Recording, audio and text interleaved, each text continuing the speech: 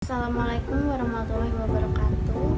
Kami kelompok 9 ingin menjelaskan mengenai pertemuan 9 dengan judul desentralisasi dan otonomi daerah.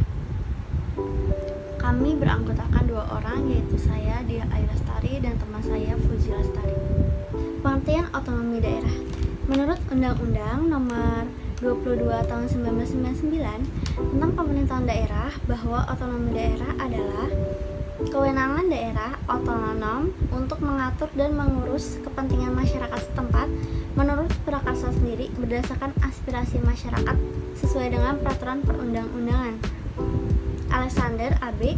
Perencanaan Daerah Partisipatif 2002. Otonomi daerah sebagaimana dikandung dalam Undang-Undang Nomor 22 Tahun 1999 adalah usaha memberikan kesempatan kepada daerah untuk memberdayakan potensi ekonomi, sosial budaya, dan politik di wilayahnya. Andrik Purwasito, Implementasi Kebijakan Otonomi Daerah di Aras Lokal 2001-2. Pengertian desentralisasi. Dalam Undang-Undang Nomor 22 Tahun 1999 disebutkan bahwa desentralisasi adalah penyerahan wewenang pemerintah oleh pemerintah kepada daerah otonom dalam kerangka negara kesatuan republik.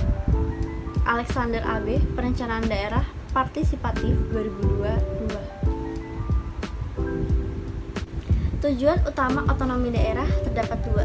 Yang pertama, otonomi daerah menurut Undang-Undang Nomor 22 Tahun 1999 dari sudut pandang desentralisasi fiskal, tujuan utama otonomi daerah adalah untuk mendorong terselenggaranya pelayanan publik sesuai tuntunan masyarakat daerah, mendorong efisiensi alokatif penggunaan dana pemerintah melalui desentralisasi kewenangan dan pemberdayaan daerah. Yang kedua, tujuan dilaksanakannya otonomi daerah menurut pendapat beberapa ahli adalah sebagai berikut. 1. Dilihat dari segi politik, penyelenggaraan otonomi daerah dimaksudkan untuk mencegah penumpukan kekuasaan di pusat dan membangun masyarakat yang demokratis untuk menarik rakyat ikut serta dalam pemerintahan dan melatih diri dalam menggunakan hak-hak dan demokrasi. Yang kedua, dilihat dari segi pemerintahan, penyelenggaraan otonomi daerah adalah untuk mencapai pemerintahan yang efisien. Yang ketiga, dilihat dari segi sosial budaya, penyelenggaraan otonomi daerah diperlukan agar perhatian lebih fokus kepada daerah. Yang keempat dan yang terakhir, dilihat dari segi ekonomi, otonomi perlu diadakan agar masyarakat dapat turut berpartisipasi dalam pembangunan ekonomi di daerah masing-masing. Pemaknaan asas desentralisasi terdapat 4. Yang pertama, dilihat dari segi politik. Penyelenggaraan otonomi dimaksudkan untuk mencegah penumpukan kekuasaan di pusat dan membangun masyarakat yang demokratis untuk menarik rakyat ikut serta dalam pemerintahan dan melatih diri dalam menggunakan hak-hak demokratis. Yang kedua, dilihat dari segi pemerintahan. Penyelenggaraan otonomi daerah adalah untuk mencapai pemerintahan yang efisien.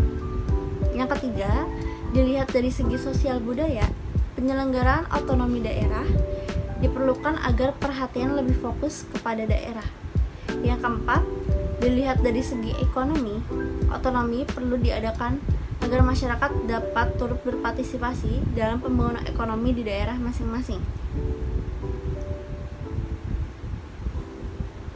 Perkenalkan, nama saya Puji Lestari. Di sini saya akan melanjutkan presentasi dari Dia Ayu Lestari. Desentralisasi diklasifikasikan dalam beberapa hal, diantaranya A. Desentralisasi sebagai penyerahan kewenangan dan kekuasaan. B. Desentralisasi sebagai pelimpahan kekuasaan dan kewenangan. C. Desentralisasi sebagai pembagian, penyebaran, pemencaran, dan pemberian kekuasaan dan kewenangan. Serta yang terakhir, desentralisasi sebagai sarana dalam pembagian dan pembentukan daerah pemerintahan. Perlu diketahui ada beberapa alasan ideal mengapa asas desentralisasi diterapkan bagi penyelenggaraan pemerintahan daerah, sebagaimana yang diungkapkan oleh Deliang Ji, diantaranya 1. Dilihat dari sudut politik sebagai permainan kekuasaan. Desentralisasi dimaksudkan untuk mencegah penumpukan kekuasaan pada suatu pihak saja, yang pada akhirnya dapat menimbulkan tirani. Yang kedua, dalam bidang politik, penyelenggaraan desentralisasi dianggap sebagai tindakan pendemokrasian untuk menarik rakyat ikut serta dalam pemerintahan dan melatih diri dalam mempergunakan hak demokrasi. Yang ketiga, dari sudut teknik organisatoris pemerintahan. Alasan mengadakan pemerintahan daerah atau desentralisasi adalah semata-mata untuk mencapai suatu pemerintahan yang efisien. Apa yang dianggap lebih utama untuk diurus oleh pemerintah setempat, pengurusnya diserahkan kepada daerah. Yang keempat, dari sudut kultur.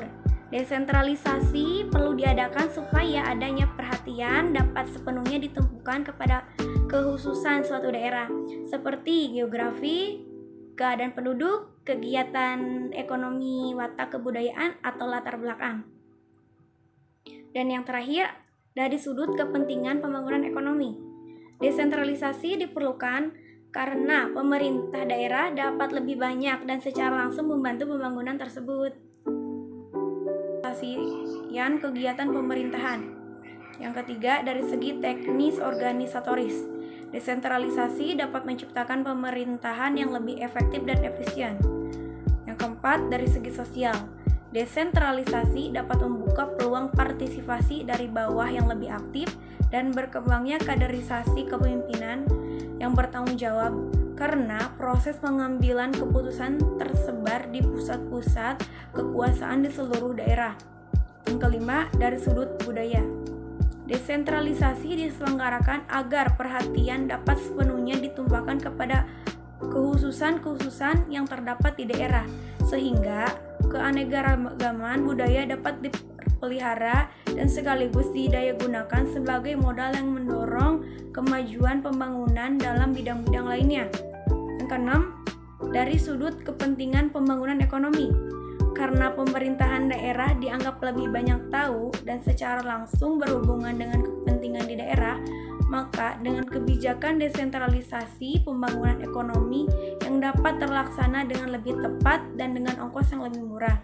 Sedangkan dalam konteks otonomi daerah, penyelenggaraan urusan pemerintahan oleh pemerintah daerah menurut kebijakan daerah masing-masing asal tidak menyimpang dari kepentingan pemerintahan pusat.